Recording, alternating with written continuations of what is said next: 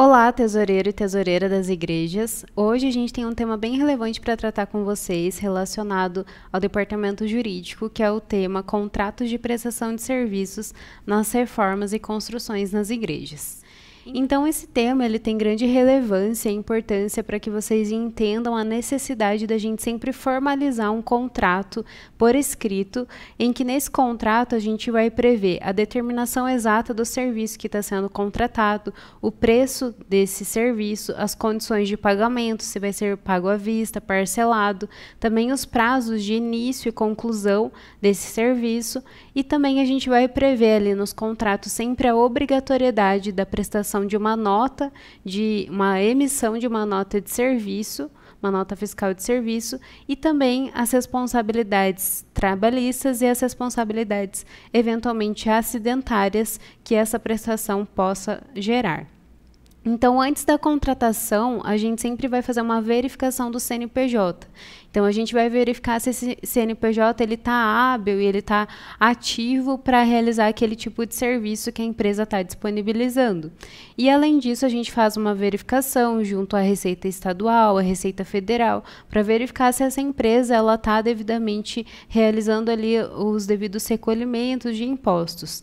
Também a gente faz uma busca, né, com o CNPJ, com o nome dessa empresa, para verificar se eventualmente tem algum processo judicial contra a empresa, de algum serviço que ela não prestou adequadamente, para que a gente possa se resguardar de contratar uma empresa que tem esse tipo de situação ali. Além disso, a gente verifica se tem algum processo de falência, algum processo de recuperação judicial em nome dessa empresa que possa vir a prejudicar a contratação dela e a prestação desse serviço. A gente tem ali algumas informações que são imprescindíveis para a gente conseguir formalizar esse contrato por escrito. Então, se você já contratou alguma vez alguma empresa para prestar serviços, a gente sempre pede a razão social, o número do CNPJ da empresa, também os dados de quem é o sócio e proprietário, ou o proprietário da empresa, né, com o seu CPF, com o seu RG, e esses dados eles vão constar também no contrato. A gente pede também uma descrição do serviço, que ela pode ser somente por escrito, ou ela pode vir por um orçamento. Esse orçamento, se for numerado, a gente coloca esse número no corpo do contrato. Se o orçamento é muito detalhado, tem ali alguma especificação técnica da área da engenharia, a gente inclusive coloca esse orçamento como um anexo no contrato. Então, tudo isso é relevante para que a gente possa formalizar o contrato. Além disso, a gente sempre pede uma data de início e término desse serviço. Isso é uma previsão. A gente sabe que, eventualmente, o serviço ele acaba atrasando por situações que às vezes independem da vontade necessariamente do contratado. Então, esse início e término, ele pode ser negociado, pode ser estendido, mas, claro, se houver uma extensão muito longa, uma demora na conclusão desse serviço além do razoável, a igreja ela pode vir a cobrar uma multa dessa empresa por esse atraso. A gente também pede sempre que tenha um valor do total ali do serviço, aquele ditado, né? O acordado não sai caro. Então, vale muito a pena a gente sempre colocar exatamente o valor exato do total do serviço contratado. A gente sempre pede, então, que a igreja sempre negocie diretamente com a empresa como que vai ser a forma de pagamento, se vai ser um pagamento à vista, se vai ser parcelado. Então, esse pagamento parcelado, ele é importante para as igrejas que precisam se provisionar, precisam organizar o seu orçamento para conseguir fazer o pagamento e continuar ali dando sequência a todas as reformas e todas as construções ali naquela igreja.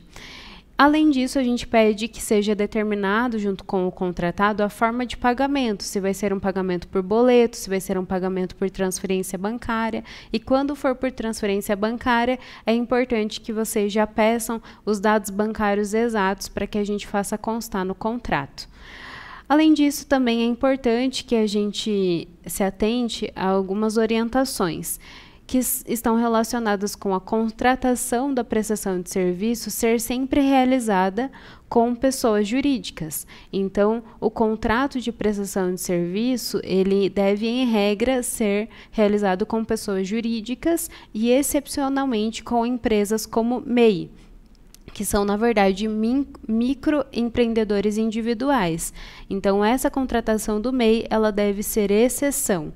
E a contratação da pessoa física, ela sempre vai gerar, então, um contrato de trabalho. E isso vai gerar muitos encargos para a igreja, porque vai ter que ser assinada a carteira de trabalho, vai ter que ser recolhido todos os impostos, FGTS e também, mais para frente, ali, as verbas decorrentes de uma rescisão. Aqui também eu ressalto novamente a importância primordial de sempre ser pedido que a empresa contratada ela forneça nota fiscal de prestação de serviço.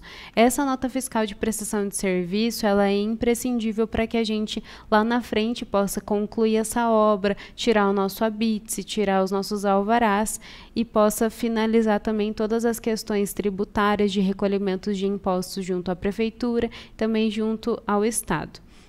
Além disso, eu ressalto uma questão já comentada em outros treinamentos, com relação à assinatura do contrato. O contrato ele sempre deve ser assinado pelos representantes legais. Então, a gente nunca pode permitir que um pastor assine o contrato ou que os tesoureiros assinem um contrato de prestação de serviços, porque eles não têm procuração, não têm a documentação de representação da igreja como pessoa jurídica.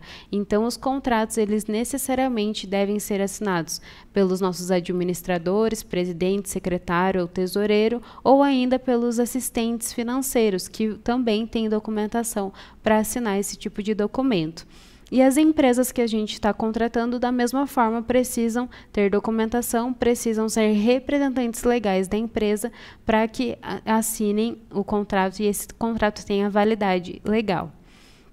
Por fim, eu quero ressaltar para vocês é importante, então, que toda a contratação ela respeite todo o processo realizado junto com a remessa e com os analistas de cada igreja. Então, toda vez que o tesoureiro tiver uma demanda de uma contratação de prestação de serviço, essa solicitação desse contrato deve ser encaminhado para o analista. E o analista ele vai encaminhar para as devidas análises aqui, junto com a contabilidade, junto com o jurídico, para que a gente possa ter certeza da viabilidade da contratação dessa empresa. Então, esse procedimento todo, ele pretende, na verdade, trazer uma maior segurança nas contratações com menores riscos e também para proporcionar um melhor e um mais adequado uso do dinheiro da igreja nesse tipo de contrato. Caso você tenha ficado com alguma dúvida e queira encaminhar a sua pergunta para nós, você pode colocar nos comentários aqui embaixo e a gente, assim que possível, vai entrar em contato para esclarecer. A gente fica por aqui, até mais!